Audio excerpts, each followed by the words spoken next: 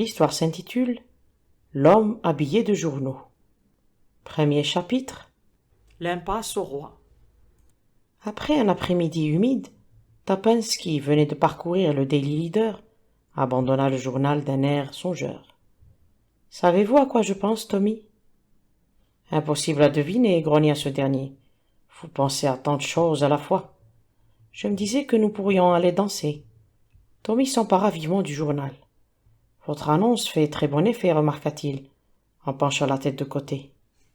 Les célèbres détectives de Blunt. Tuppence, je ne sais pas si vous vous en rendez compte, mais c'est vous et vous seul qui représentez les célèbres détectives de Blunt. Je vous parlais de danser. J'ai remarqué quelque chose de curieux dans les journaux. Voyons si vous l'avez découvert vous aussi. Prenez ces 3 exemplaires du Daily Leader et dites-moi ce qui les différencie. » Tuppence compara les en-têtes avec curiosité. « Cela me paraît assez simple, » finit-elle par déclarer, une pointe de mépris dans la voix. « L'un est d'aujourd'hui, le second est d'hier et le troisième est d'avant-hier. » Absolument génial, mon Watson. Mais il ne s'agit pas de cela. Observez les en-têtes de plus près et comparez-les avec attention. Remarquez-vous quelques dissemblances? Non, et je ne suis pas sûr qu'il y en ait une. Tommy soupira et joignit les mains à la manière si particulière de Sherlock Holmes. Cependant, vous lisez les journaux autant sinon plus que moi. Mais moi j'observe et vous pas. Si vous voulez bien regarder à nouveau l'en-tête du Daily Leader d'aujourd'hui, vous verrez qu'au milieu du jambage du D se trouve un petit point blanc, ainsi que dans le L du même mot. Mais dans le journal d'hier, on retrouve ces marques, non pas dans le mot Daily, mais dans le L de Leader, qui en comprend 2. Passons à avant-hier. Voyez, 2 points dans le D du Daily. Ces en-têtes sont donc imprimées différemment chaque jour. Pourquoi? C'est là un secret de journaliste. Ce qui veut dire que vous n'en savez rien et n'arrivez pas à le deviner. Je constate seulement que la pratique est commune dans tous les journaux. Ce que vous êtes astucieux lorsqu'il s'agit de faire dévier la conversation. Revenons à ce que je vous disais auparavant. Oui, le bal des 3 cœurs. Tommy protesta. Non, Tuppence, je vous en prie, je ne suis plus assez jeune pour cela. Lorsque j'étais une innocente jeune fille, on m'enseignait que les hommes, et plus particuliers les hommes mariés, aimaient à boire, danser et se coucher tard. Seule une femme exceptionnellement belle et habile pouvait les garder à la maison. Encore une illusion de perdu. Toutes les femmes que je connais rêvent de sortir et d'aller danser. Se lamentent parce que leur mari préfère chausser leurs pantoufles et gagner leur lit à 21h30. Et pourtant vous dansez si bien, Tommy chéri. Allez-y doucement avec la pommade, Tuppence. Ce n'est pas uniquement pour le plaisir de la danse que j'ai envie de me rendre à ce bal. Cette annonce m'intrigue. Elle reprit le journal et lut. Jouer 3 cœurs, 12 plis, as de pique. Impasse au roi nécessaire. Un moyen plutôt coûteux d'apprendre à jouer au bridge, déclara Tommy. Ne soyez pas idiot. Cela n'a rien à voir avec le bridge.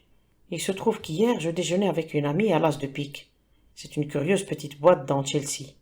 Mon ami m'a appris que les gens du théâtre y venaient au cours de la soirée pour y déguster des œufs au bacon et des croque-monsieur.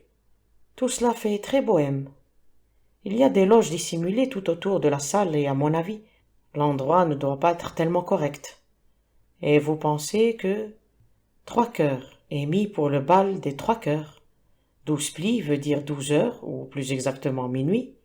As de pique désigne la boîte du même nom. Et que faites-vous de l'impasse au roi?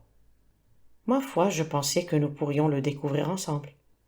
Je ne serais pas surpris que vous ayez deviné juste, reconnut Tommy. Mais je ne vois pas très bien pourquoi vous tenez à intervenir dans les affaires sentimentales d'autrui. Je n'interviendrai pas, je propose seulement une expérience intéressante au point de vue détective. Nous avons besoin d'entraînement. N'empêche que votre véritable but est de vous rendre au bal des 3 cœurs et de danser. On peut dire que vous avez de la suite dans les idées. Tuppence éclata de rire avec effronterie.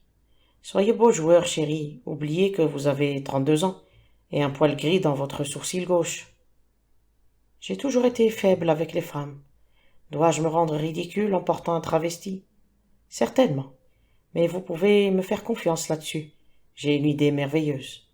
Lorsqu'il rentra chez lui le lendemain soir, Tommy vit Tuppence sortir de sa chambre et se précipiter sur lui en annonçant. « Il est arrivé. »« Qui ça ?»« Le costume. Venez voir. » Tommy obéit. Sur le lit s'étalait un uniforme complet de pompier que complétait un casque étincelant. Grand Dieu, me serais-je enrôlé dans la brigade des pompiers de Wembley sans le savoir? Vous n'avez pas encore compris. Faites travailler vos petites cellules grises, mon ami. Attendez, je commence à comprendre. Tout cela cache un motif obscur. Qu'allez-vous porter, Tuppence? Un de vos vieux costumes, chapeau américain et paire de lunettes en corne. La description semble assez rudimentaire, mais je saisis. McCarthy incognito, et je suis Riordan. Exactement, j'ai pensé que nous devrions pratiquer les méthodes américaines aussi bien que les anglaises. Pour une fois, je serai la vedette, et vous serez mon humble assistant. N'oubliez pas, l'avertit Tommy, que c'est toujours une innocente remarque du simple Danny qui met McCarthy sur la bonne piste. Mais Tuppence se contenta de rire. Elle se trouvait dans une heureuse disposition d'esprit. La soirée fut des plus réussies. L'assistance, la musique, les costumes fantasques, tout conspira à ravir le jeune couple. Tommy oublia son rôle du mari que l'on sort contre son gré et qui s'ennuie. À minuit moins 10, ils se rendirent en voiture au malfamé as de pique. Comme l'avait décrit Tuppence, il s'agissait d'un antre souterrain minable, d'apparence très excentrique. Les couples travestis y grouillaient, des loges closes s'alignaient contre les murs, et les Beresford en accaparèrent une, dont ils laissèrent la porte entr'ouverte pour observer ce qui se passait dans la salle. Je me demande si nous allons repérer ceux qui nous intéressent, remarqua Tuppence. Que pensez-vous de cette colombine là-bas, accompagnée du Méphistophélès en rouge? Je préfère le rusé mandarin et la dame qui essaye d'être prise pour un cuirassé.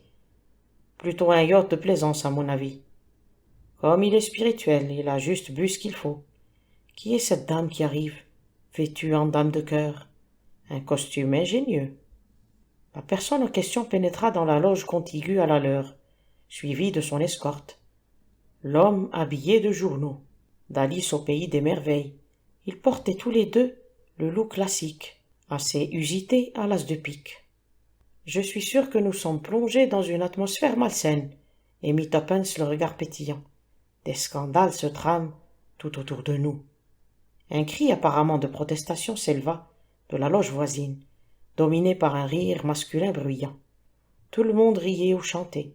Les voix aiguës des femmes contrastaient avec celles de leurs escortes mâles.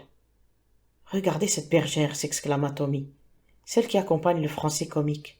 C'est peut-être là notre duo. » Je n'ai pas l'intention de me tourmenter à ce sujet. Le principal est que nous nous amusions. J'aurais pu m'amuser bien plus dans un autre costume, grogna Tommy. Vous n'avez aucune idée de la chaleur que celui-ci procure. Courage, vous êtes ravissant. Merci, je n'en dirai pas autant de vous. Vous êtes le gamin le plus marrant que j'ai jamais vu. Mon ami, je vous prie de rester courtois. Hello, le gentleman aux journaux abandonne sa dame. Où va-t-il? Au bar pour activer la venue des consommations, j'imagine. J'en ferai bien autant. Cela lui prend du temps, remarqua Tuppence, au bout de quelques minutes.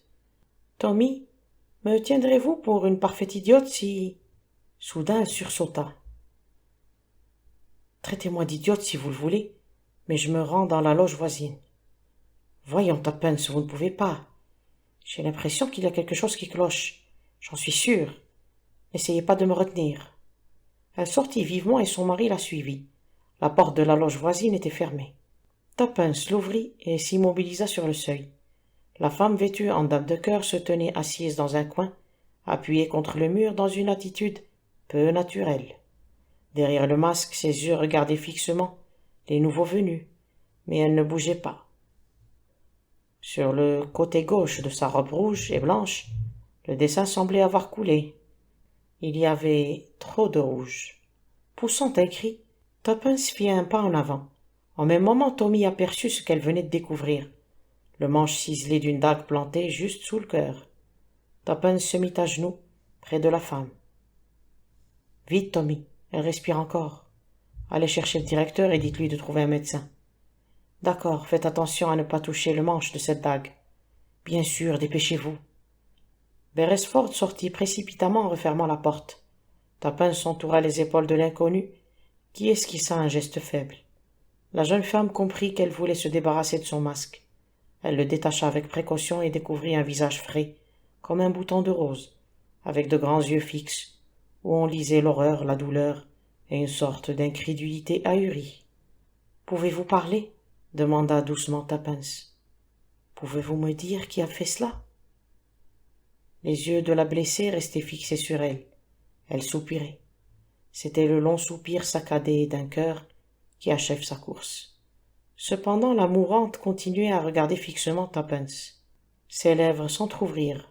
« C'est Bingo », murmura-t-elle péniblement. Puis sa main se détendit, et elle sembla se pelotonner contre l'épaule de sa voisine. Tommy arriva suivi de 2 hommes. Le plus grand, au visage austère, était de toute évidence un médecin. Tuppence abandonna son fardeau. « Je crains qu'elle ne soit morte, » articula-t-elle, la voix mal assurée. Le praticien procéda à un examen rapide, puis se redressa. « C'est fini. Nous ferions mieux de laisser les choses dans l'état où elles sont, jusqu'à l'arrivée de la police. Que s'est-il passé ?» D'une voix hésitante, Tuppence le mit au courant, omettant cependant de mentionner les raisons qui l'avaient poussé à pénétrer dans la loge. « Une curieuse affaire, remarqua le médecin. Vous n'avez rien entendu ? Je l'ai entendu pousser une sorte de cri, mais au même moment, l'homme a éclaté de rire. Naturellement, il ne m'est pas venu à l'idée. Naturellement, approuva le médecin d'un ton réconfortant. Et vous dites que l'homme portait un masque. Le reconnaîtriez-vous ? Je ne pense pas. Et vous, Tommy ? Non. Cependant, nous connaissons son travesti. La première chose à faire sera d'identifier cette pauvre femme, remarqua encore le médecin. Après cela, eh bien, je suppose que la police découvrira la vérité assez vite. Ce ne devrait pas être une affaire difficile à résoudre. Ah, les voici qui arrivent. Chapitre 2. L'homme habillé de journaux.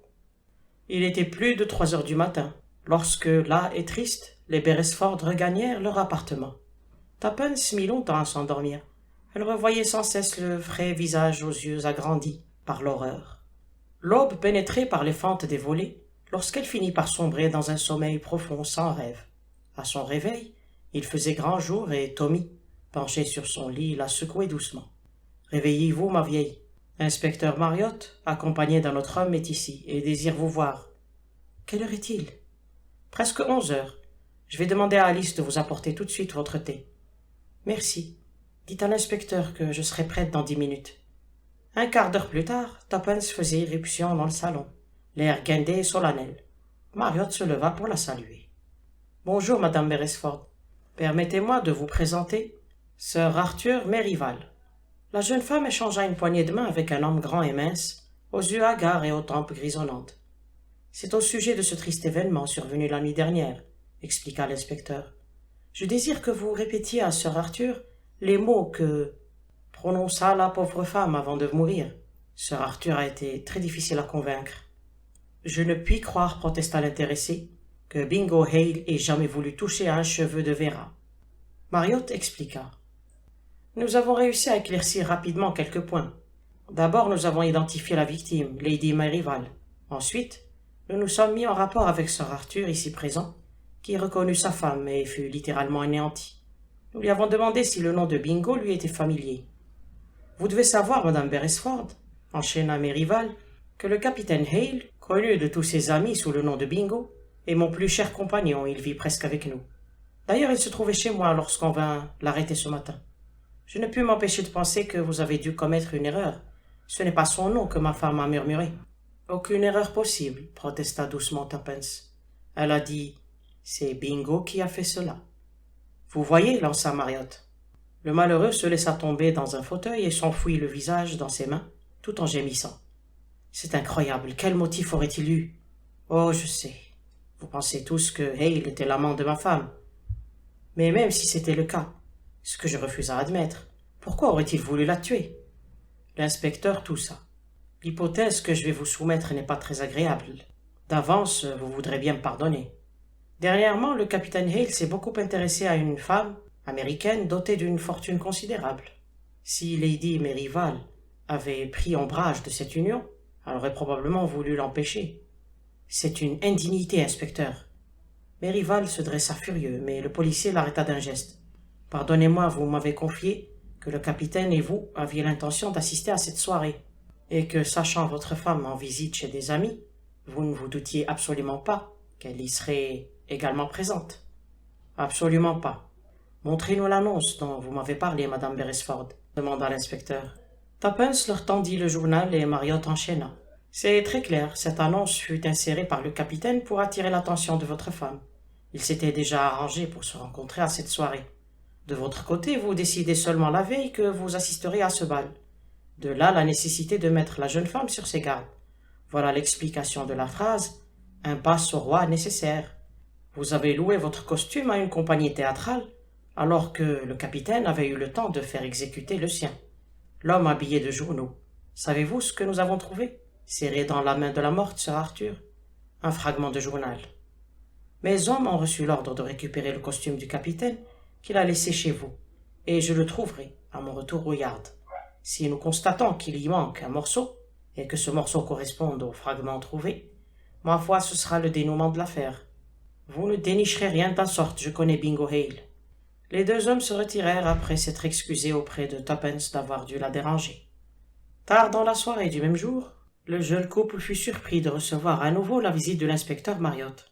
« J'ai pensé que les brillants détectives de Blunt aimeraient connaître les derniers développements de l'affaire, fit-il dans un demi-sourire. « Certainement, approuva Tommy. Buvez-vous quelque chose ?» Il tendit un verre au policier qui annonça d'un ton laconique. « Une affaire très simple en résumé. La dague appartenait à la victime. On voulait faire croire au suicide, mais grâce à votre double témoignage, le plan du meurtrier a échoué. Nous avons mis la main sur une abondante correspondance. Lady Merrival et Hale poursuivaient, depuis pas mal de temps, une tendre liaison. Sir Arthur ne soupçonnait rien. Pour couronner le tout, nous venons de trouver le dernier maillon. « Le dernier quoi ?» interrompit vivement Tuppence. « Le dernier maillon de la chaîne, le fragment du Daily Leader, trouvé dans la main de la morte. Il correspond exactement à un trou dans le costume que portait Hale. Oui, cette histoire est extrêmement simple. Je vous ai apporté un cliché des 2 pièces à conviction. Pensant que cela vous intéressait peut-être d'y jeter un coup d'œil. Il est assez rare de se trouver devant une affaire aussi facile. Tommy, déclara soudain Tuppence, alors que son mari la rejoignait après avoir accompagné l'inspecteur. Pourquoi, à votre avis, l'inspecteur répète-t-il sans arrêt que cette affaire est parfaitement simple? Je ne sais pas, pure satisfaction personnelle, j'imagine. Pas loin du monde, il essaie de nous exciter. Prenons par exemple les bouchers. Ils savent tout sur la viande, non? Je le pense, mais que diable... De même que les fruitiers s'y connaissent en légumes. Et les poissonniers en poissons. Les détectives professionnels s'entend, doivent donc s'y connaître en criminel. Ils détectent un suspect et flairent un meurtrier. L'expérience de Marriott lui souffle que le capitaine Hale n'est pas un criminel, bien que tout l'accable. En désespoir de cause, l'inspecteur nous importune, espérant contre tout espoir qu'un détail oublié nous reviendra à l'esprit, lequel détail lui permettrait de se lancer sur une autre piste. Tommy, pourquoi ne s'agirait-il pas d'un suicide après tout? Souvenez-vous des paroles qu'elle a prononcées avant de mourir. Je sais, mais essayez de considérer les choses sous un autre angle. Bingo est la cause de tout, ou mieux, la conduite de Bingo. Désespérée, elle se suicide. Ce n'est pas impossible. D'accord, mais cela n'explique pas le fragment de journal qu'elle tenait dans la main. Voyons les clichés laissés par Marriott. J'ai oublié de l'interroger à propos de ce que Hale déclarait pour sa défense. Je viens juste de le lui demander en le raccompagnant, et il affirme n'avoir pas adressé la parole à Lady Merrival au cours de cette soirée. Il prétend que quelqu'un lui a glissé un billet où il était dit « N'essayez pas de me parler ce soir, Arthur se doute de quelque chose ». Néanmoins, il n'a pas pu produire ce billet, ce qui rend son histoire assez invraisemblable.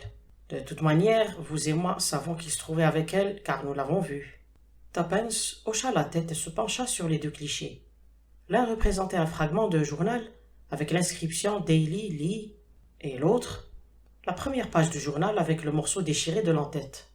Les 2 s'assemblaient parfaitement. « Quelles sont ces marques sur le côté ?» demanda Tommy. « Des trous d'aiguille, c'est l'endroit où on l'a cousu. Je pensais bien qu'il s'agissait d'un autre système de points. Il frissonna. Quand je pense, Tuppence, que nous étions juste en train d'étudier des points et de chercher à deviner la signification de cette annonce. Étonné du silence de sa compagne, Tommy se tourna vers elle et fut frappé par son regard fixe et son expression. Tuppence, il la secoua doucement par le bras. Que se passe-t-il? Allez-vous avoir une attaque ou quoi? Sans bouger, Tuppence articula d'une voix lointaine. Dennis Riordan. Eh bien quoi, Dennis Riordan? Juste comme vous le disiez, Tommy. Une simple remarque innocente et tout s'enclenche. Trouvez-moi tous les daily leaders de cette semaine. Que mijotez-vous? Grâce à vous, il m'est enfin venu une idée. Le cliché de Marriott nous montre l'en-tête du journal de mardi. Et je crois me souvenir que le journal de mardi portait 2 points dans le L de leader. Celui-ci a 1 point dans le D de daily et un autre dans le L. Apportez les journaux et vérifions. Ils se mirent fiévreusement au travail et constatèrent que Tuppence avait raison. Vous voyez, ce fragment n'a donc pas été arraché au journal de mardi. Mais Tuppence, nous ne pouvons pas en être certains, il est possible qu'il s'agisse d'une autre édition. Possible en effet, mais si j'ai raison, la conclusion est évidente, non? Téléphonez à Sir Arthur, demandez-lui de venir ici tout de suite, car j'ai une nouvelle importante à lui communiquer. Ensuite, mettez-vous en rapport avec Marriott. S'il n'est pas au yard, on saura le joindre. Une demi-heure plus tard, Sir Arthur arriva très fatigué. Tuppence s'avança pour l'accueillir. « Veuillez nous excuser de vous avoir appelé de façon si impérative, mais mon mari et moi venons de découvrir un fait important. Nous n'ignorons pas à quel point vous êtes désireux de justifier votre ami. » Sir Arthur hocha tristement la tête. « Oui, mais je dois hélas me rendre à l'évidence, qui est accablante. Que diriez-vous si je vous révélais que le hasard a placé entre nos mains une preuve de son innocence? » J'en serais ravi, Madame Beresford. Supposons que j'ai rencontré une jeune fille qui, à minuit, la nuit dernière, dansait avec le capitaine Hale, alors qu'à la même heure, il était supposé tenir compagnie à votre femme. Formidable! Je savais que la police avait dû commettre une erreur. La pauvre Vera s'est donc donné la mort? Sûrement pas. Vous oubliez l'autre homme. Quel autre homme? Celui que mon mari et moi avons vu quitter la loge. En fait, Sir Arthur, il devait y avoir un autre homme, habillé de journaux, présent à ce bal. À propos, quel costume portiez-vous? Moi? J'étais déguisé en bourreau du XVIIe siècle. Exactement le costume qui s'imposait. Qui s'imposait, Madame Beresford? Qu'entendez-vous par là? Qui s'imposait pour le rôle que vous vous étiez attribué. Voulez-vous savoir ce que je pense, Sir Arthur? Le costume de papier est aisé à enfiler par-dessus celui du bourreau. Auparavant, on a glissé un billet dans la main de Hale, le priant de ne pas s'approcher d'une certaine dame. Mais la dame, elle, ignore tout de ce billet. À l'heure convenue, elle se rend à l'as de pique, y rencontre l'homme déguisé avec lequel elle avait rendez-vous, puis ensemble ils se réfugient dans une loge. Là, j'imagine qu'il la prend dans ses bras, l'embrasse, le baiser de Judas en quelque sorte, et en même temps frappe avec sa dague. La victime pousse un cri, que l'homme couvre par un éclat de rire. Ensuite, l'assassin s'enfuit, laissant la mourante horrifiée, persuadée que l'homme qui l'a frappée est son amant. Malheureusement, la victime a arraché un fragment du costume de papier. L'assassin s'en rend compte, car il s'agit d'un homme qui attache beaucoup d'importance aux détails. Il sait que, pour la culpabilité de Hale, ne fasse aucun doute que le morceau de papier arraché à son propre costume doit paraître provenir de celui du capitaine. Il se trouve que les 2 hommes habitent sous le même toit. Le meurtrier a donc tout le temps nécessaire pour faire un trou dans le costume de son ennemi, brûler son propre costume et se préparer à assumer le rôle de l'ami loyal. Qu'en pensez-vous, Sir Arthur? Mes rivales s'inclina gracieusement. Vous avez, chère madame, la très vive imagination de quelqu'un qui lit beaucoup de romans. Vous croyez? Intervint Tommy. Sir Arthur le regarda en souriant avant d'ajouter. Et un mari qui se laisse aisément persuader. Je doute que vous trouviez des gens assez crédules pour ajouter foi à votre histoire. Il éclata de rire et Tuppence se raidit. Je reconnaîtrai ce rire entre 1000. Je l'ai entendu à l'as de pique. Permettez-moi d'ajouter que vous vous êtes légèrement mépris sur notre raison sociale. Elle lui tendit une carte de visite qu'il lut à voix haute. Agence internationale de recherche. Il eut un haut le corps. C'est donc cela. Maintenant je comprends pourquoi Marriott m'a amené ici ce matin. Un piège, hein? Il s'approcha de la fenêtre et remarqua distraitement. Vous jouissez d'une belle vue sur Londres. Inspecteur Marriott, cria Tommy. L'inspecteur se rua hors de la pièce voisine, tandis qu'un petit sourire amusé se dessinait sur les lèvres de Sir Arthur. « Je m'en doutais, mais cette fois vous ne m'aurez pas, inspecteur. Je préfère utiliser ma propre sortie. » Et posant ses mains sur l'appui de la fenêtre, il sauta dans le vide. Tuppence poussa un cri aigu, en se bouchant les oreilles pour ne pas entendre le bruit sourd venu d'en bas. Marriott laissa échapper un juron. Nous aurions dû penser à la fenêtre, bien qu'à mon avis il aurait été difficile de l'inculper sur une preuve aussi mince. Je dois descendre et veiller à ce que le nécessaire soit fait. Le pauvre diable, murmura Tommy. S'il aimait sa femme, s'il l'aimait, il ne savait plus de quel côté se tourner pour trouver de l'argent. Lady Merrival disposait d'une fortune personnelle considérable dont il était l'héritier. Si elle l'avait quitté pour s'enfuir avec le capitaine Hale, il n'aurait pas touché un penny. Vraiment? Mais oui, dès le début j'ai soupçonné que Merrival était un coquin, et que Hale n'avait rien à se reprocher. Si j'étais vous, monsieur Beresford, je donnerais un verre de cognac à votre femme. Ces événements l'ont bouleversé. Fruitier, articula Tuppence d'une voix sourde, alors que la porte se refermait sur l'imperturbable inspecteur. Boucher, prisonnier, détective. J'avais raison, n'est-ce pas? Il savait. Tommy, qui s'agitait près du buffet, s'approcha d'elle avec un grand verre. Buvez ceci. Qu'est-ce que c'est? Cognac? Non, un cocktail corsé. Oui, Marriott savait, mais il s'est trompé, et a tenté l'impasse à l'envers. Ainsi, conclut Tommy, le roi a pu exécuter sa sortie. Fin. L'histoire s'intitule L'affaire du sinistre étranger. L'atmosphère restait calme à l'Agence internationale de recherche. La lettre tant attendue du marchand de jambon n'arrivait pas, et les enquêtes sérieuses ne se présentaient pas vite.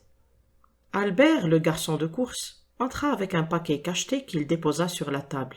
« Le mystère du colis cacheté », annonça Tommy d'un ton emphatique. « Contient-il les perles légendaires d'une grande duchesse russe ? Ou une machine infernale destinée à faire sauter les célèbres détectives de Blood ? » En réalité, remarqua Tuppence en déchirant l'emballage, c'est mon cadeau de mariage pour Francis à Wieland. Très chic, vous ne trouvez pas? Tommy prit le mince étui à cigarette en argent qu'elle lui tendait, remarqua l'inscription gravée « À Francis de la part de Tuppence », l'ouvrit, le referma et hocha la tête. « Vous jetez votre argent par les fenêtres, ma chérie. Pour mon anniversaire le mois prochain, je veux le même, mais en or. Quelle idée de gâcher une pareille merveille pour un Francis à Wieland, qui a été et sera toujours le plus parfait imbécile que Dieu créa jamais. Vous oubliez que je lui servais de chauffeur durant la guerre, alors qu'il était général. Ah, c'était le bon vieux temps. C'est vrai, concéda Tommy. Je me souviens des nombreuses beautés qui venaient m'embrasser à l'hôpital. Cependant, je ne leur envoie pas pour autant à chacune un cadeau de mariage. Je ne crois pas que la mariée appréciera beaucoup votre présent, Tuppence. C'est joli et peu encombrant à porter, ne trouvez-vous pas? Remarqua Tuppence, faisant peu de cas de son observation. Tommy glissa l'objet dans sa poche. Parfait, approuva-t-il. Hello, voici Albert avec le dernier courrier de la journée. Très probablement la duchesse du Perthshire nous charge de retrouver son précieux pékinois. Ensemble, ils trièrent les lettres. Soudain, Tommy laissa échapper un sifflement prolongé et brandit un pli. Une enveloppe bleue avec un timbre russe. Vous souvenez-vous de ce qu'a dit le boss à ce sujet? Enfin, s'exclama Tuppence. Ouvrez-la vite et voyez si son contenu est conforme aux prévisions. Il doit s'agir d'un marchand de jambon, je crois. Une minute, Tommy. Nous n'avons pas de lait pour le thé. Je vais envoyer Albert en acheter. Elle revint quelques instants plus tard, ayant expédié Albert en course, et trouva Tommy la missive à la main. Comme nous le pensions, Tuppence, c'est presque mot pour mot ce que le patron nous annonçait. Tuppence lut à son tour. Les phrases s'allongeaient en un style guindé. La lettre était signée par un certain Grégor Feodorski, anxieux de recevoir des nouvelles de sa femme. L'Agence internationale de recherche était priée de ne pas regarder à la dépense dans son effort pour la retrouver. Personnellement, Feodorski ne pouvait quitter son pays pour le moment, à cause d'une crise dans la vente des porcs. Je me demande ce que tout ça signifie vraiment, fit remarquer pensivement Tuppence en étalant la missive devant elle. Un code quelconque, je pense. Mais là n'est pas notre affaire. Nous devons nous borner à transmettre la missive le plus rapidement possible. Auparavant, il nous faut décoller le timbre pour vérifier si le numéro 16 se trouve bien inscrit en dessous. D'accord, mais j'imagine. Elle s'arrêta net, et Tommy, surpris de son soudain silence, leva la tête pour découvrir la large silhouette d'un inconnu, qui obstruait l'entrée de la pièce. L'intrus avait un air imposant, la carrure massive et un visage tout rond, terminé par une mâchoire puissante. Il devait avoir dans les 45 ans. « Je vous prie de m'excuser, » commença-t-il. « Ayant retrouvé votre bureau de réception vide et cette porte ouverte, j'ai pris la liberté de venir vous importuner. Je suis bien à l'agence internationale de détectives de M. Blunt. »« Certainement. Et vous êtes probablement M. Blunt, M. Theodore Blunt. »« Lui-même. Vous désirez me consulter ?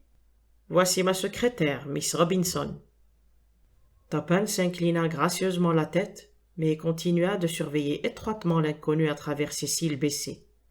Elle se demandait depuis combien de temps il était à la porte, et ce qu'il avait pu voir et entendre. Il ne lui échappait pas que même lorsqu'il s'adressait à Tommy, son regard revenait vers le papier bleu qu'elle tenait à la main. La voix de Tommy la ramena sèchement aux besoins du moment. « Miss Robinson, s'il vous plaît, prenez note. À présent, monsieur, veuillez avoir l'obligeance de m'exposer la raison de votre visite. » Tuppence saisit son carnet et son crayon, et l'homme commença d'un ton bourru. « Mon nom est Bower, Dr. Charles Bower. Je vis à Hampstead, où se trouve mon cabinet de consultation. Je suis venu à vous, monsieur Blunt, parce que plusieurs événements étranges se sont produits récemment. »« Je vous écoute, monsieur Bower. » « 2 fois au cours de la semaine dernière, j'ai été appelé par téléphone, pour des cas d'urgence, et ces appels étaient faux. La première fois, j'ai pensé qu'on avait voulu me faire une mauvaise plaisanterie. Mais à mon retour, la fois suivante, j'ai constaté que certains de mes papiers personnels avaient été manipulés et replacés en désordre. À la réflexion, il me sembla que la même chose s'était produite la première fois. J'ai inspecté tous mes tiroirs de plus près et acquis ainsi la certitude que mon bureau entier avait subi une fouille complète et hâtive. M. Bower s'arrêta et fixa son vis-à-vis d'un œil interrogateur. « Et alors, M. Bower ?» dit le détective en souriant. « Qu'en pensez-vous ? Ma foi, tout d'abord, j'aimerais connaître les faits. Que gardez-vous donc dans votre bureau ? » « Mes papiers personnels. »« Oui, mais encore. En quoi consiste-t-il ? Que représente-t-il aux yeux d'un simple voleur ou toute autre personne ? Je ne pense pas que pour un malfaiteur ordinaire, il puisse présenter la moindre valeur, mais mes notes sur certains alcaloïdes mal connus pourraient intéresser quelqu'un pourvu de connaissances techniques appropriées. J'étudie ces alcaloïdes depuis quelques années. Ce sont des poisons mortels, virulents, et presque impossibles à déceler, qui déclenchent des réactions inconnues. Leur secret aurait donc une valeur marchande ? Pour des personnes sans scrupules, oui. Et vous soupçonnez qui ? Le médecin haussa ses massives épaules. D'après les apparences, aucune porte de la maison n'a été forcée. Il s'agirait donc de quelqu'un qui vit sous mon toit. Et cependant, je ne puis croire. Il s'interrompit brusquement pour reprendre d'un ton grave. Monsieur Blunt, je dois m'en remettre entièrement à vous. Je n'ose confier cette affaire à la police. De mes 3 domestiques, je suis presque complètement sûr. Ils me servent depuis longtemps avec fidélité. Cependant, on ne sait jamais. Et j'ai mes 2 neveux, Bertram et Henri. Henri est un bon garçon, un très bon garçon. Il ne m'a jamais donné le moindre souci. Un excellent jeune homme qui travaille dur. Bertram, hélas, est de caractère complètement opposé. Révolté, dépensier, et d'une paresse désespérante. Si je comprends bien, vous soupçonnez votre neveu Bertram d'être mêlé à cette affaire. Pour ma part, je ne suis pas de cet avis. Ce serait plutôt Henri, le trop bon garçon, que je soupçonnerais. Mais pourquoi ? D'après mon expérience, cher monsieur, les individus louches sont toujours innocents et vice-versa. En vérité, je suis de plus en plus enclin à accuser le bon Henri. Excusez-moi, intervint Tuppence d'une voix déférente. Si j'ai bien compris, le docteur Bauer avait l'habitude de garder ses notes sur des alcaloïdes mal connus dans son bureau avec ses autres papiers? Dans le même bureau, mais à l'abri dans un tiroir secret, dont je suis le seul à connaître l'existence. C'est la raison pour laquelle ils ont échappé jusqu'ici aux chercheurs. Et en quoi puis-je vous être utile dans cette affaire, monsieur Bauer? Demanda Tommy. Prévoyez-vous qu'une troisième fouille aura lieu? Monsieur Blunt, j'ai tout lieu de le croire. Cet après-midi même, j'ai reçu un télégramme d'un de mes clients que j'avais envoyé à Bournemouth, il y a quelques semaines. D'après le télégramme, cet homme se trouve dans un état critique et me prie d'aller le voir de toute urgence. Rendu méfiant par les événements dont je vous ai parlé, j'ai télégraphié à mon tour à Bournemouth, avec réponse payée. J'ai appris que mon malade, qui se porte bien, n'a jamais cherché à me joindre. Il m'est alors venu une idée. Si je feignais de tomber dans le piège et simuler mon départ pour Bournemouth, nous serions presque certains de surprendre le ou les voleurs. On attendra sans aucun doute que tout le monde soit couché pour entreprendre le travail. Je suggère que vous me retrouviez devant chez moi ce soir vers 22h, afin que nous nous mettions ensemble à la tâche. C'est-à-dire prendre le voleur la main dans le sac, conclut Tommy qui tambourinait sur la table avec un coupe-papier. Votre plan me paraît bon. Voyons, votre adresse est... Les Mélèzes, Hangman's Lane. Un endroit assez désert, je le crains. Mais nous avons une vue magnifique sur Hampstead Heath. Parfait. Le visiteur se leva. Je vous attendrai donc devant les Mélèzes. Mettons à 21h55, par mesure de précaution. 21h55, entendu. Bon après-midi, Dr. Bauer. Tommy se leva, pressa le timbre placé sur son bureau, et Albert reparut pour reconduire le client. Le médecin se déplaçait avec une claudication accentuée, qui n'affectait en rien son allure de colosse. Un adversaire difficile, murmura Tommy entre ses dents. Eh bien, Tuppence, ma vieille, qu'en pensez-vous? Club foot. Comment? J'ai dit club foot. Mon étude des classiques n'a pas été vaine, Tommy. Cette affaire est un coup monté. Alcaloïde inconnu, et puis quoi encore? Je n'ai jamais entendu pareil roman.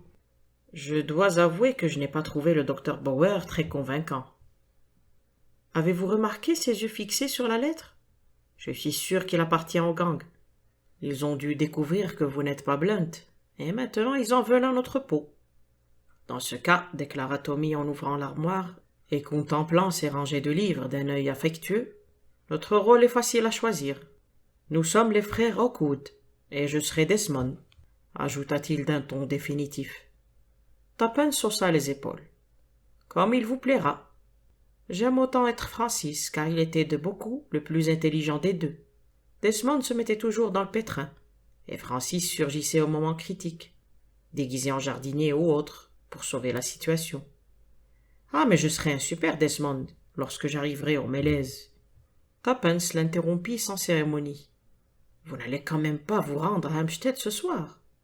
Pourquoi pas? Pour tomber dans un piège que nous avons inventé.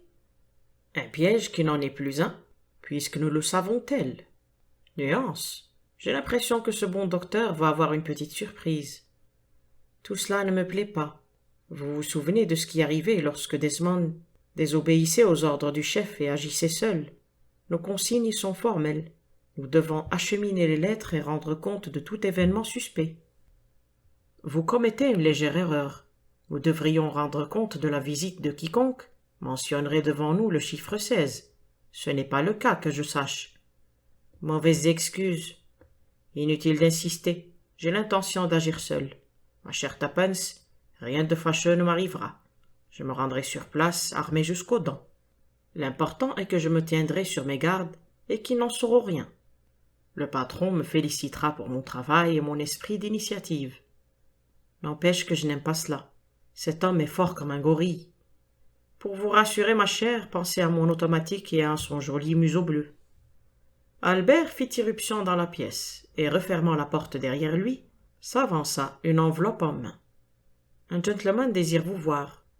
Lorsque je lui ai fait mon coup d'épate habituel, en affirmant que vous étiez occupé avec Scotland Yard, Il m'a dit qu'il était au courant. Il prétend justement venir de Scotland Yard, et il a écrit quelque chose sur un carton qu'il a glissé dans cette enveloppe. Tommy jeta un coup d'œil sur le Bristol, et un sourire éclaira son visage. Le gentleman s'amusait à vos dépens, en disant vrai, Albert. Faites-le entrer. Il tendit le carton à Tuppence. En travers du nom inspecteur Dymchurch, on avait griffonné au crayon un ami de Marriott. Un instant plus tard, l'homme du yard pénétrait dans le bureau. Petit, trapu, l'œil inquisiteur. Il ressemblait à l'inspecteur Marriott. « Bonjour. Marriott a dû se rendre dans les Galles du Sud. Mais avant son départ, il m'a recommandé de garder l'œil sur vous deux, et sur cette affaire en général. Oh, n'ayez crainte, monsieur, ajouta-t-il vivement, alors que Tommy semblait sur le point de l'interroger. Nous sommes parfaitement au courant de la situation. Vous avez eu cet après-midi la visite d'un gentleman. Je ne sais sous quel nom il s'est présenté, et j'ignore sa véritable identité. Mais je possède certains détails sur son compte, suffisamment en tout cas pour chercher à en savoir davantage. Suis-je sur la bonne voie en présumant qu'il vous a fixé un rendez-vous pour ce soir en un certain endroit? Sans aucun doute. C'est bien ce que je pensais. Au 16 Westerham Road, Finsbury Park. Non, là vous vous trompez, rectifia Tommy avec un sourire. Il s'agit des Mélèzes à Hampstead. Dymchurch sembla complètement dérouté. Je ne comprends pas, grommela-t-il. Il doit appartenir à une autre bande. Les Mélèzes à Hampstead, dites-vous? Oui, je dois l'y rejoindre à 22 heures. N'y allez pas, monsieur. Voilà, explosa Tuppence. Tommy rougit. Si vous pensez, inspecteur, s'emporta-t-il.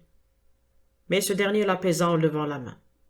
Je vais vous confier ce que je pense, monsieur Blunt. L'endroit où vous devriez vous trouver ce soir à 22 heures, c'est ici dans ce bureau. Quoi? Crièrent-ils ensemble. Ici même, peu importe la manière dont je suis au courant. Il arrive qu'un service empiète parfois sur un autre. Mais vous avez reçu aujourd'hui même une de ces fameuses lettres bleues. Le vieux machin la veut. Il vous attire donc à Hampstead pour s'assurer le champ libre.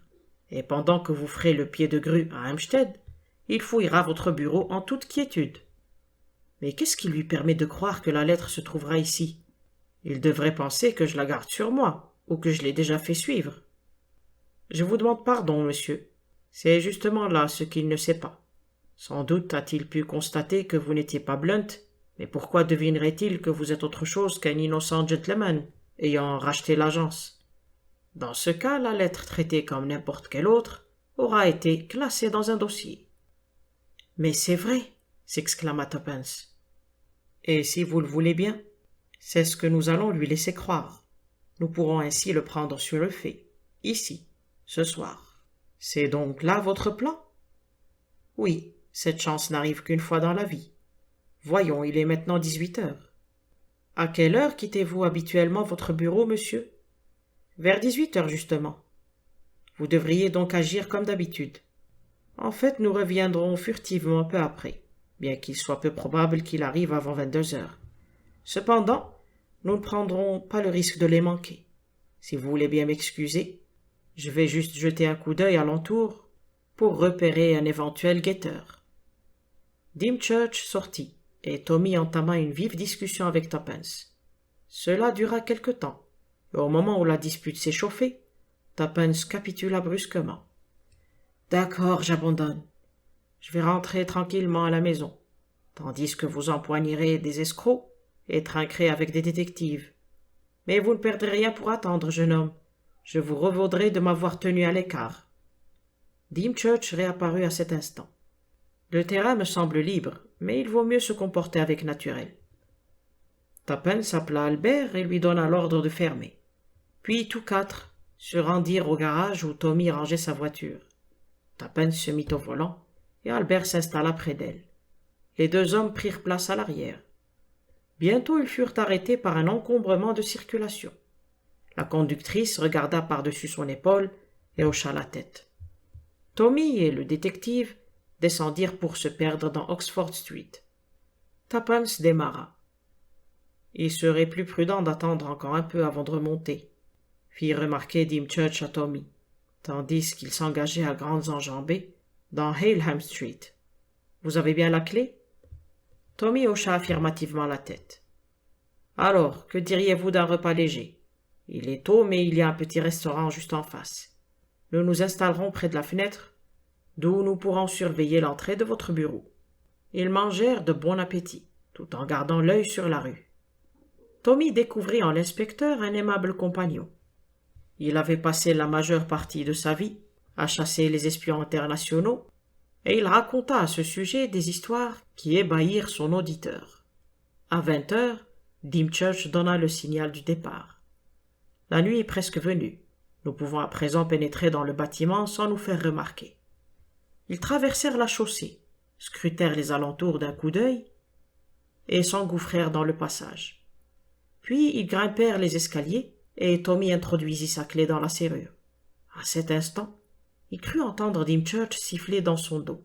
« Pourquoi sifflez-vous »« Ce n'est pas moi, » répondit le policier surpris. « Je pensais que c'était vous. »« Ma foi, quelqu'un... » Il fut interrompu par une forte poigne qui le saisit par derrière, et avant qu'il n'ait eu le temps de crier, on écrasa sur sa bouche et son nez un tampon imbibé de chloroforme. Tommy se débattit avec courage, mais en vain. Sa tête commença à tourner et le sol vacilla sous ses pieds. Il perdit conscience. Il revint à lui, endolori mais en pleine possession de ses facultés. L'effet de l'anesthésique n'avait été que passager. Assez long cependant pour permettre à ses assaillants de lui coller un bâillon afin qu'il ne puisse crier. Tommy se retrouva allongé dans un coin de son propre bureau. 2 hommes s'affairaient autour de sa table de travail et bouleversaient le contenu des placards tout en jurant grossièrement. « Je veux bien être pendu, patron !» lança le plus grand d'une voix rauque. « Nous avons mis la baraque à sac pour rien. Il faut pourtant qu'elle soit quelque part, » répondit l'autre d'un ton hargneux. « Comme il ne l'a pas sur lui, elle est forcément ici. » En parlant, il se retourna, et Tommy, stupéfait, reconnut en lui l'inspecteur Dymchurch. L'étonnement du jeune homme amusa l'inspecteur. « Notre ami est donc réveillé, et légèrement surpris à ce que je constate.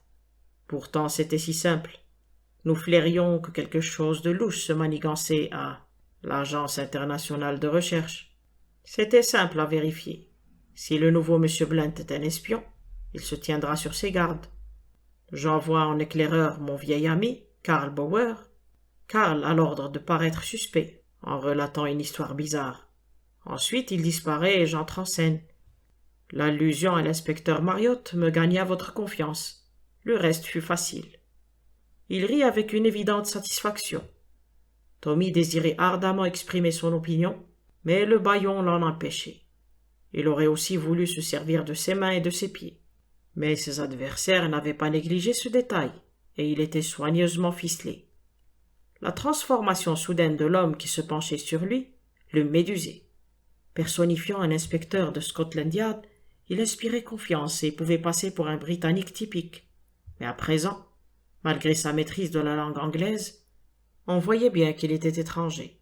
« Coggins, mon ami, » ordonna le pseudo-inspecteur à son acolyte, « sortez votre casse-tête et tenez-vous près du prisonnier.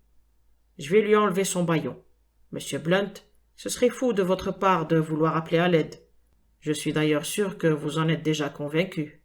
Malgré votre jeune âge, vous êtes un garçon assez intelligent. » D'un geste vif, il défit le bâillon et se recula. Tommy fit mouvoir ses mâchoires douloureuses, tourna sa langue dans sa bouche, avala sa salive et resta silencieux. « Je vous félicite de votre compréhension, » fit observer Dymchurch. « Mais n'avez-vous vraiment rien à dire ?»« Ce que j'ai à dire peut attendre, » grogna Tommy, « et cela n'en perdra rien pour autant. »« Vraiment ? Figurez-vous qu'au contraire, je n'ai pas l'intention d'attendre. Monsieur Blunt, où est cette lettre ? » « Mon cher, je n'en sais rien, » répondit gentiment Tommy. « Je ne l'ai pas. Ce que vous savez d'ailleurs aussi bien que moi. Si j'étais vous, je continuerais à chercher. C'est un plaisir pour moi de vous regarder jouer à cache-cache avec votre ami Coggins. » Le visage de l'étranger se rembrunit. « Vous vous plaisez à jouer les désinvoltes, monsieur Blunt. Vous voyez cette boîte carrée là-bas ? C'est le petit attirail de Coggins. Dedans, il y a du vitriol. Oui, du vitriol et des fers qui, placés sur une flamme, peuvent être chauffés à blanc. Tommy hocha tristement la tête. Une erreur de diagnostic, murmura-t-il. Tuppence et moi avons mal apprécié cette aventure. Elle n'est pas digne du club foot, mais de Bulldog Drummond. Et vous êtes l'inimitable Carl Peterson. De quoi diantre parlez-vous? Grogna l'autre. Ah, soupira Tommy. Je vois que vous n'êtes pas familier avec les classiques du roman policier. Dommage. Espèce d'idiot. Répondrez-vous ou dois-je prier Coggins de sortir ses outils? Ne soyez pas si impatient. Je suis prêt à faire ce que vous voudrez, mais encore faut-il que vous m'expliquiez de quoi il s'agit. Vous ne croyez quand même pas que j'ai envie d'être pelé comme un poisson ou grillé sur des charbons ardents. J'ai horreur de la souffrance. Dymchurch le toisa avec mépris. Dieu, que ces Anglais sont lâches. Reconnaissez plutôt qu'ils sont pleins de bon sens, mon cher, rien de plus. Laissez le vitriol tranquille et venons-en au fait. Je veux la lettre. Je vous répète que je ne l'ai pas. Nous le savons. Nous savons aussi qui doit la détenir. La fille. Vous avez probablement raison. Elle a dû la glisser dans son sac lorsque votre copain Karl nous a effrayés. Très bien. Vous allez écrire à cette Tuppence, comme vous l'appelez, la priant d'apporter ici, immédiatement. Impossible, commença Tommy.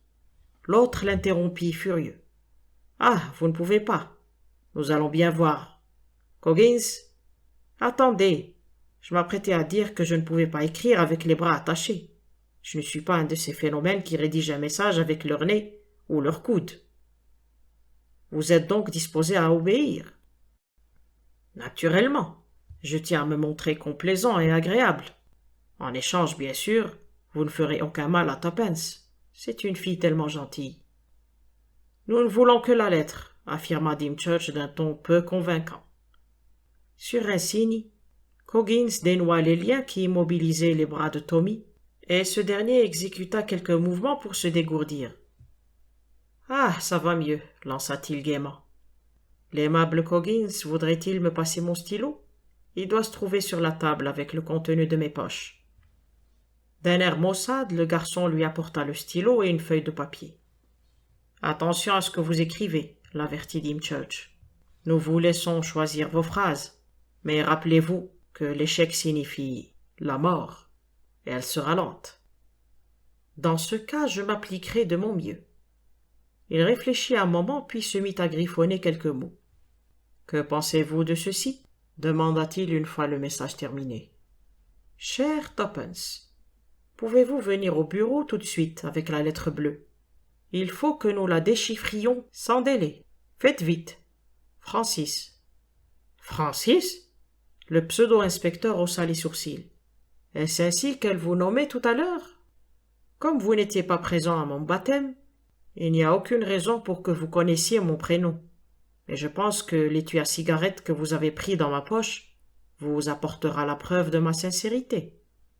L'homme prit l'objet sur la table, lut l'inscription gravée et eut un sourire. Vous vous conduisez sagement, je suis heureux de le constater. Coggins, donnez ce message à Vassili qui est de garde derrière la porte. Qu'il le porte tout de suite.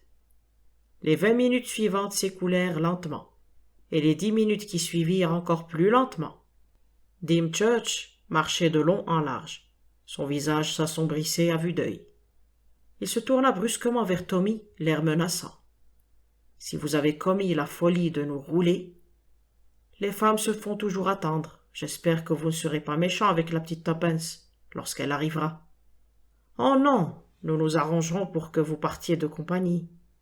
Salaud, rugit Tommy. Un mouvement soudain se produisit dans le bureau de réception. Une tête que Tommy ne connaissait pas encore, et l'homme débita quelques mots en russe. Bien, répondit Dymchurch. Elle arrive, et seule. Une légère angoisse étreignit le prisonnier. L'instant d'après, la voix de Tuppence s'éleva. Oh, vous voilà, inspecteur. J'ai apporté la lettre. Oui, Francis. Sur ces mots, elle s'avança dans la pièce. Vassili lui tomba dessus et lui appliqua sa main sur la bouche. Dymchurch lui arracha son sac des mains pour en bouleverser fébrilement le contenu. Il poussa soudain une exclamation de joie et brandit une enveloppe bleue au timbre russe. Coggins manifesta son contentement en émettant un cri rauque. Et juste au milieu de cet instant de triomphe, l'autre porte, celle donnant sur le bureau de Tuppence, s'ouvrit doucement, livrant passage à l'inspecteur Marriott et à 2 de ses hommes, revolver au poing. Marriott aboya. Les mains en l'air. Il n'y eut pas de lutte. Les bandits surpris n'offrirent aucune résistance. L'automatique de Dymchurch se trouvait sur la table et ses acolytes n'étaient pas armés. Un excellent coup de filet, commenta l'inspecteur tout en faisant claquer la dernière paire de menottes. Fou de rage, Dymchurch foudroyait Tuppence du regard. Petite garce, rugit-il, c'est vous qui les avez amenés. La jeune femme éclata de rire. J'aurais dû me douter de quelque chose lorsque vous avez fait allusion au chiffre 16 cet après-midi. Mais ce n'est que le message de Tommy qui m'a décidé à agir. J'ai tout de suite téléphoné à l'inspecteur Marriott. Puis il y a Albert qui détient un trousseau de clés du bureau. Je suis arrivé la première avec l'enveloppe bleue. Quant à la lettre, je l'ai fait suivre conformément aux ordres, dès que je vous eus déposés tous les deux dans Oxford Street. Un seul mot retenait l'attention du pseudo-inspecteur, qui lança incrédule. « Tommy ?» Ce dernier, qui venait juste d'être débarrassé de Célia, s'approcha du groupe. « Bien joué, camarade Francis » approuva-t-il en prenant les mains de Tuppence dans les siennes. Puis, se tournant vers l'étranger, « Comme je vous le disais, mon cher, vous devriez vraiment lire les classiques. » Fin. L'histoire s'intitule « La femme disparue ». Le timbre posé sur le bureau du pseudo-monsieur Blunt résonna.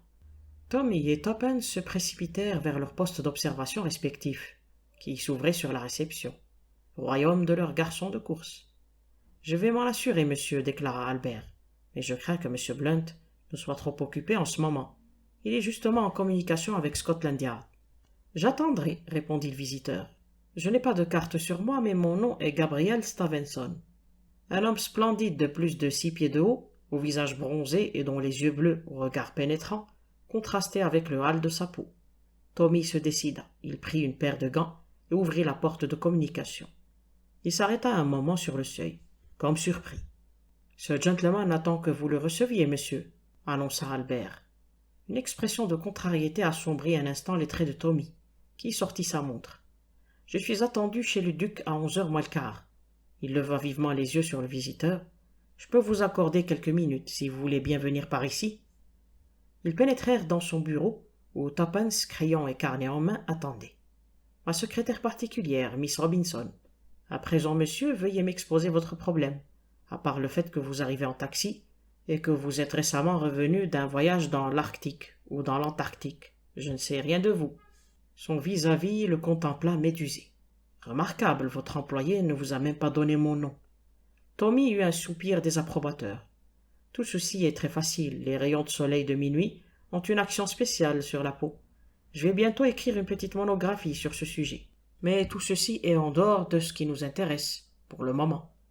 Qu'est-ce qui vous amène ici? Pour commencer, mon nom est Gabriel Stavenson. Ah, bien sûr, l'explorateur. Vous revenez du pôle Nord, j'imagine. J'ai débarqué en Angleterre il y a 3 jours. Un ami qui faisait une croisière dans les mers du Nord m'a ramené sur son yacht. Normalement, je n'aurais dû être de retour que dans 2 semaines. Je dois vous préciser qu'avant d'entreprendre cette expédition il y a 2 ans, j'ai eu le grand bonheur de me fiancer à Madame Maurice Lee Gordon. Tommy coupa. Madame Maurice Lee Gordon était, avant son mariage, l'honorable Hermione Crane, seconde fille de Lord Lanchester, débita Tuppence d'un trait.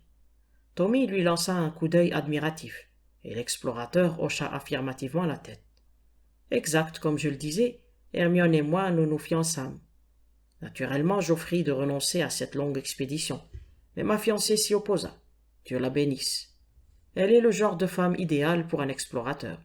Donc mon premier désir, à mon retour, fut de revoir Hermione. Je lui envoyai un télégramme de Southampton, et me dépêchai d'arriver à Londres par le premier train. Je me rendais dans Bond Street, chez sa tante, Lady Susan Clonray, avec laquelle elle habite pour le moment. Et à ma grande déception, j'appris que Hermie était en visite chez des amis dans le Northumberland. Lady Susan se montra assez indulgente vis-à-vis de sa nièce, car après tout on ne m'attendait pas avant 2 semaines. Elle m'informa que Hermie serait de retour dans quelques jours, mais lorsque je demandai l'adresse de ses amis, la vieille dame bredouilla. Sa nièce devait visiter plusieurs familles, paraît-il, et elle ne se souvenait plus très bien de l'ordre dans lequel elle accomplissait ses visites. Je dois vous avouer, M. Blunt, que Lady Susan et moi ne nous sommes jamais parfaitement entendus. C'est une de ces grosses mémères à double menton, et je déteste les grosses mémères. Je me rends compte que c'est une sorte de phobie, mais je n'y peux rien, et je ne pourrai jamais m'entendre avec une femme difforme. Monsieur Stavenson, coupa sèchement Tommy, chacun de nous a ses allergies. Lady Susan est peut-être une femme charmante, et je n'ai jamais pu m'habituer à elle. D'autre part, j'ai toujours eu l'impression qu'elle désapprouvait nos fiançailles, et que si elle le pouvait, elle dissuaderait Hermie de m'épouser. Pour en revenir à mon histoire, je suis le genre de brute obstiné qui agit à sa manière. Je n'ai pas quitté la place avant d'avoir obtenu de mon hôtesse les noms et adresses des personnes chez lesquelles Hermie était censée se trouver. Ensuite, j'ai attrapé l'express allant vers le nord. « Vous êtes à ce que je vois un homme d'action, monsieur Stavenson, » remarqua Tommy dans un sourire. Mais là j'ai eu un choc terrible, monsieur Blunt. Pas une de ces personnes n'avait vu Hermie, et une seule d'entre elles attendait sa visite. Celle-ci avait reçu de Hermie un télégramme annulant sa venue à la dernière minute. Je retournai donc en hâte à Londres, chez Lady Susan, que la nouvelle, je dois le reconnaître, ennuya beaucoup. À la voix ne pas savoir où se trouvait sa nièce, mais refusa de faire appel à la police. Hermie, me fit-elle remarquer, n'était plus une jeune fille naïve, mais une femme indépendante qui avait dû décider d'entreprendre un voyage de quelques jours. Je pensais aussi que Hermie pouvait très bien ne pas se croire obligée de faire part de tous ses faits et gestes à sa tante. Cependant, j'étais inquiet. Je me retirai lorsqu'on apporta un télégramme pour Lady Susan. Elle me le tendit après l'avoir lu. Il disait « Changez mes plans, me rends à Monte-Carlo pour une semaine. Hermie. » Tommy tendit la main. « Vous avez ce télégramme sur vous ?»« Non, mais il avait été expédié de Maldon, dans le Surrey. Je l'ai remarqué parce que, sur le moment, cela m'avait intrigué. Qu'est-ce que Hermie allait faire à Maldon? À ma connaissance, elle n'y avait pas d'amis. Vous n'avez pas eu l'idée de vous précipiter à Monte-Carlo de la même façon que vous étiez allé dans le Nord? J'y ai pensé, bien sûr, puis j'ai renoncé. Pourquoi Hermie envoie-t-elle un télégramme au lieu d'écrire? 1 ou 2 lignes tracées de sa main auraient apaisé mes craintes, alors que n'importe qui peut signer un télégramme en son nom. Plus j'y pensais, plus cela me tourmentait. À la fin, je me rendis à Maldon, hier après-midi. La localité est assez importante et bien desservie. Il y a 2 hôtels, mais pas plus dans l'un que dans l'autre, je n'ai trouvé trace du passage de ma fiancée. Dans le train me ramenant à Londres, j'ai lu votre annonce et j'ai décidé de venir vous consulter.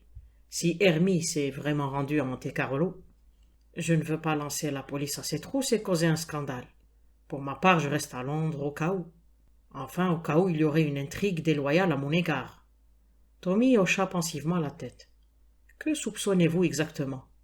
Je ne sais pas, mais j'ai le sentiment que quelque chose ne va pas.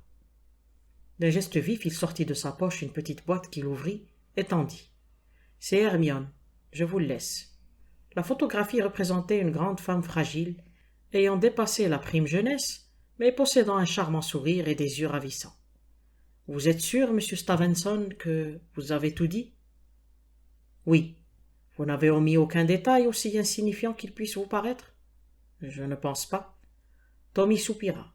Je dois reconnaître que cette affaire présente un caractère assez particulier. Je l'ai résolue en partie, mais le temps prouvera si j'ai vu juste. Il prit un violon posé près de lui sur la table et promena l'archet sur les cordes. Tuppence grinça des dents et même l'explorateur blêmit. Le joueur reposa l'instrument. « Quelques accords de Mosgovskinski, murmura-t-il. « Laissez-moi votre adresse, monsieur Stavenson, et je vous ferai part du résultat de mes recherches. » Dès que le visiteur fut parti, Tuppence saisit le violon, le jeta dans l'armoire dont elle tourna la clé dans la serrure. « Si vous désirez jouer les Sherlock Holmes, je vous procurerai une petite seringue et une bouteille avec l'inscription cocaïne. Mais pour l'amour de Dieu, laissez ce violon tranquille.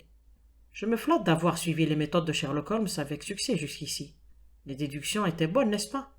J'ai dû parler de taxi un peu au hasard, je l'avoue. Mais après tout, c'est le seul moyen de transport qui conduise jusqu'à nous. Il est heureux que j'ai lu la note faisant allusion à ses fiançailles dans le Daily Leader ce matin. Oui, cela a fait une très bonne impression. Aucun doute, l'affaire serait du ressort de Sherlock Holmes. Vous n'avez pas manqué de remarquer, j'en suis sûr, la similitude entre cette histoire et la disparition de Lady Frances Carfax. Vous attendez-vous à retrouver le corps de Madame Lee Gordon dans un cercueil? Logiquement, oui, mais vous-même, qu'en pensez-vous? Hermie a peur de rencontrer son fiancé et Lady Susan est dans le coup. J'y ai aussi pensé, mais comment suggérer pareille hypothèse à un homme comme Stevenson? Si nous allions faire un tour à Maldon, ma vieille, nous pourrions emmener avec nous notre attirail de golf. Tuppence étant d'accord, l'agence fut laissée aux soins d'Albert. À Maldon, Tommy et Tuppence se renseignèrent partout sans succès. Sur le chemin du retour, une idée géniale traversa l'esprit de Tuppence. « Tommy, pourquoi le télégramme portait-il Maldon, Surrey ?»« Parce que Maldon est dans le Surrey, idiote. »« Idiot vous-même. Ce n'est pas ce que je voulais dire. Si vous recevez un télégramme, disons, de Hastings ou de Torquay, il ne porte pas le nom du comté. Mais pour Richmond, on mentionne le comté Surrey parce qu'il existe deux Richmond. » Tommy ralentit. « Tuppence, votre idée n'est pas si mauvaise. Renseignons-nous au prochain bureau de poste. » Ils s'arrêtèrent devant un petit bâtiment, dans le premier village qu'ils rencontrèrent. Quelques minutes leur suffirent pour découvrir qu'il existait bien deux Maldon, l'un dans le Surrey et l'autre dans le Sussex. Ce dernier n'était qu'un petit hameau. « C'est cela !» s'exclama Tuppence très excité. Sachant que Maldon se trouvait dans le Surrey, Stevenson n'a pas prêté grande attention au comté, qui commençait par la lettre S. Demain, nous irons jeter un coup d'œil à Maldon, Sussex. Maldon, situé dans le Sussex, était bien différent de son homonyme. À 4 miles de la gare, il se réduisait à 2 auberges, 2 magasins minuscules et un petit bureau de poste, où la préposée vendait aussi des bonbons et des cartes postales, le tout encerclé par 6 ou 7 petits cottages. Tuppence se chargea des magasins, tandis que Tommy se renseignait dans une des auberges, à l'enseigne du Coq et du Moineau. Ils se rejoignirent une demi-heure plus tard. « Et alors ? » ?»« La bière est assez bonne, mais rien à dire de plus. Essayez le King's Head. Je retourne à la poste. La postière n'est pas aimable, mais j'ai entendu quelqu'un lui annoncer, de l'arrière-boutique, que le déjeuner était prêt. » Elle retourna dans le magasin et se mit à examiner les cartes postales. Une jeune fille au teint frais apparut tout en mastiquant. « J'aimerais celle-ci, dit Tuppence. Cela vous ennuierait-il d'attendre pendant que je jette un coup d'œil sur les autres ?» Elle parcourut rapidement une pile de cartes, tout en remarquant. « Je suis vraiment déçu que vous ne puissiez m'indiquer l'adresse de ma sœur. Elle séjourne dans la région et j'ai malheureusement égaré sa lettre. Elle s'appelle Lee Gordon. Ce nom ne me dit rien. Nous ne recevons pas beaucoup de courriers et j'aurais remarqué le nom de cette dame, si elle avait reçu des lettres. À part la grange, il n'y a pas beaucoup de maisons dans les environs. » « Qu'est-ce que la grange? Qui en est le propriétaire? »« Le docteur Horrison. C'est une sorte de maison de repos, à présent. À ce qu'il paraît, le docteur y traite surtout les maladies des nerfs. Des ladies y viennent pour y suivre une cure de repos. Ma foi, c'est bien l'idéal pour ça ici. » Tuppence fit un choix rapide des cartes et paya. « C'est justement la voiture du médecin qui arrive, » s'exclama la jeune fille. Tuppence s'approcha de la porte pour voir au volant de la voiture un homme brun, aux traits accusés et à l'air hargneux. Le véhicule s'éloigna au moment où Tuppence repérait Tommy qui arrivait. « Tommy, je crois que je tiens le bon bout. La maison de repos du docteur Horrison. J'en ai entendu parler au King's Head, et j'ai eu la même impression que vous. Mais si Madame Lee Gordon souffre d'une dépression nerveuse, sa tante et ses amis le sauraient, non? Oui, j'ai pensé à une autre hypothèse. Vous avez vu cet homme qui vient de passer? Une brute d'aspect rébarbatif? Il s'agit du docteur en question. » Tommy émit un sifflement. « Il n'a pas l'air tellement aimable. Qu'en pensez-vous, Tuppence, si nous allions jeter un coup d'œil à cette fameuse grange ?» Ils finirent par découvrir la propriété. Une grande bâtisse pleine de coins et de recoins, entourée de pelouses vides, avec à l'arrière-plan un ruisseau au courant rapide. « Un endroit pas très gai, remarqua Tommy.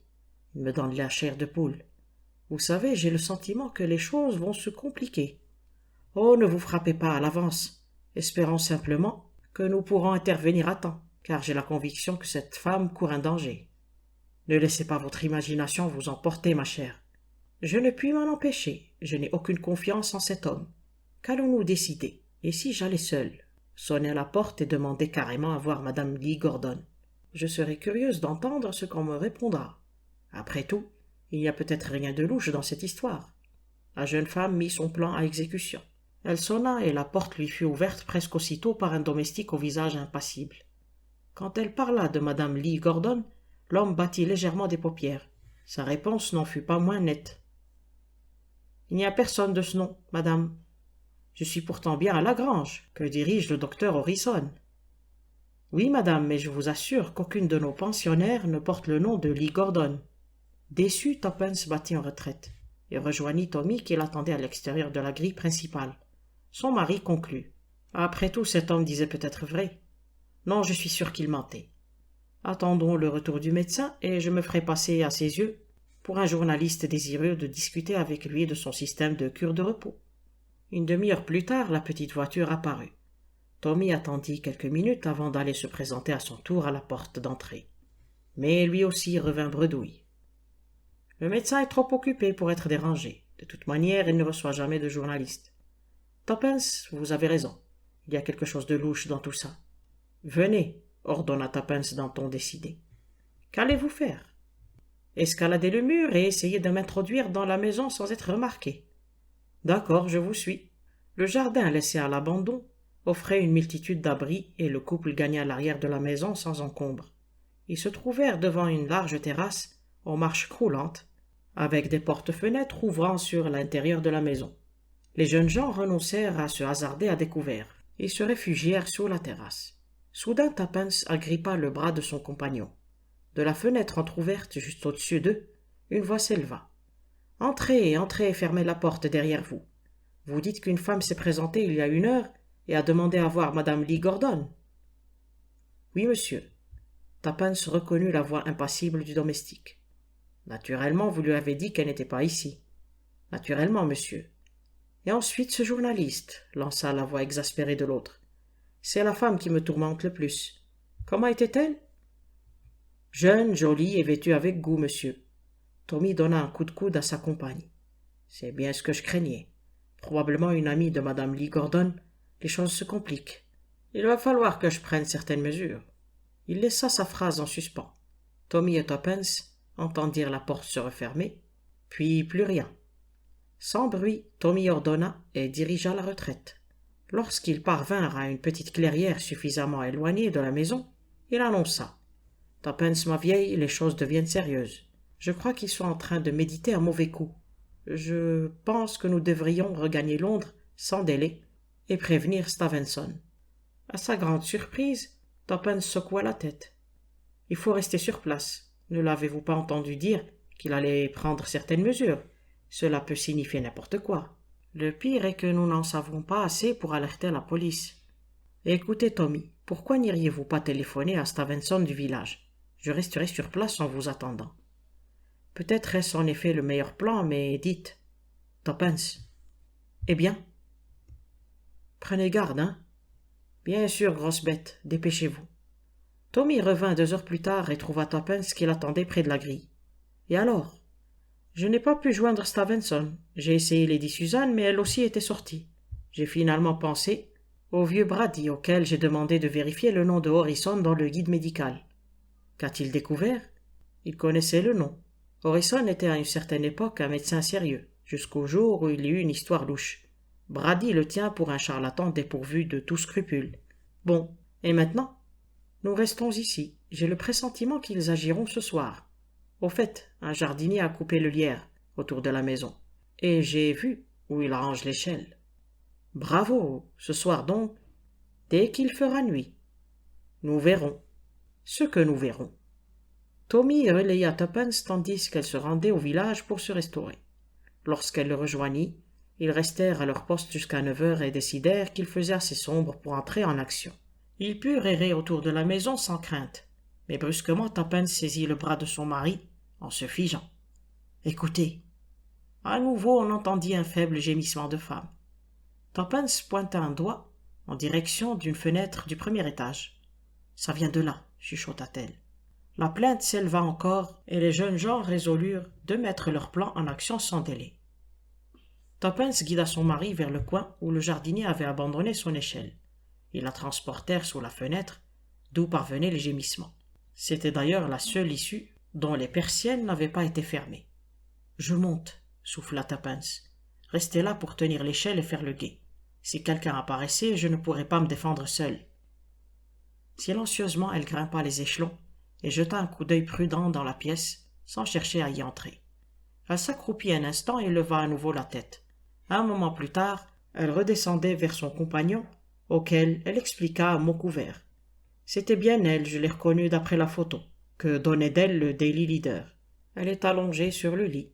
Elle gémit, se débat. Une infirmière est entrée et lui a fait une piqûre, et l'a abandonnée. Est-elle consciente? J'en suis presque sûr. De plus, j'ai l'impression qu'elle est attachée au lit. Je remonte pour essayer de pénétrer dans la pièce. Tuppence? Si je me vois en danger, je vous appelle à l'aide. Coupant court à toute discussion, elle grimpa vivement, et Tommy la regarda soulever le châssis à glissière de la fenêtre, puis disparaître dans la pièce. Le temps s'écoulait lentement, et Tommy sentait une angoisse grandissante l'envahir. Tout d'abord, il n'entendit rien. Les deux femmes devaient s'entretenir à voix basse, si du moins la prisonnière était en état de parler. Un murmure indistinct lui parvint et il se sentit soulagé. Mais brusquement le silence retomba. Que se passait-il donc là-haut? Une main s'abattit sur son épaule et la voix de Tuppence ordonna tranquillement. « Venez. »« Tuppence, comment êtes-vous arrivé ici ?»« Par la porte d'entrée. Allons-nous-en. »« Hein? Mais Madame Lee Gordon, elle se fait maigrir. » Devant le ton ironique, Tommy observa sa compagne. « Que voulez-vous dire ?»« Rien de plus. Elle se fait maigrir, en douce. N'avez-vous pas entendu Stevenson remarquer qu'il haïssait les grosses femmes? Eh bien, durant ces 2 années d'absence, son hermie a grossi. En apprenant le retour inattendu de son fiancé, elle s'est affolée et s'est précipitée ici pour suivre le traitement du docteur Harrison, qui consiste en piqûres dont notre médecin garde jalousement le secret, tout en se faisant payer des prix exorbitants. Je suis sûr que c'est un charlatan, mais en attendant, il a un succès inouï. Naturellement, Lady Susan est au courant de tout, et a juré de n'en souffler mot à personne. Quant à nous, nous nous sommes conduits en parfaits idiots. Tommy eut une large inspiration. « Je crois, Watson, déclara-t-il avec dignité, qu'il y a un très bon concert au Queen's Hall demain. Nous avons largement le temps de nous préparer pour y assister. Et vous m'obligerez en ne classant pas cette affaire dans nos dossiers. »